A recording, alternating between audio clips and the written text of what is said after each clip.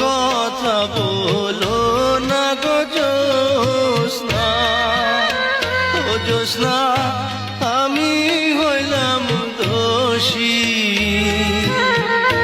সুখের আশা দিয়া গো তোমায় করলাম বনবাসী গো জ্যোৎস্না, করলাম বনবাসী।